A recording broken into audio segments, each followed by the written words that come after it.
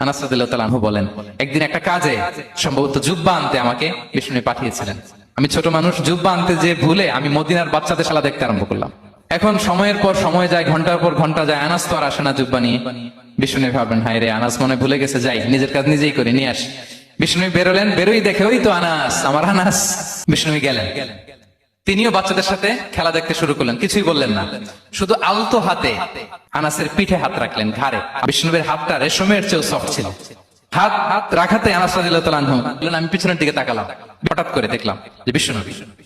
তাকানোর পর পর আমি ভয় পেয়ে গেলাম, কিন্তু বিষ্ণু সাল্লাল্লাহু আলাইহি ওয়াসাল্লাম ধমকও দেয় নাই। তাকালাম, ওয়া হুয়া ইয়াদহাক, তিনি একটা মুচকি হাসি দিলেন। বললেন, আনাস, তোমাকে না কাজে পাঠিয়েছিলাম, এখানে কেন? আনাস বলে, ইয়া রাসূলুল্লাহ, ক্ষমা করে দেন, আমি যাচ্ছি। আনাস বলে, বিশ্বনবীর সেদিনের মুচকি হাসির শাসন মরার আগের দিন পর্যন্ত আমার এই সোজা রাস্তায় রেখেছে। শাসন করতে জানলে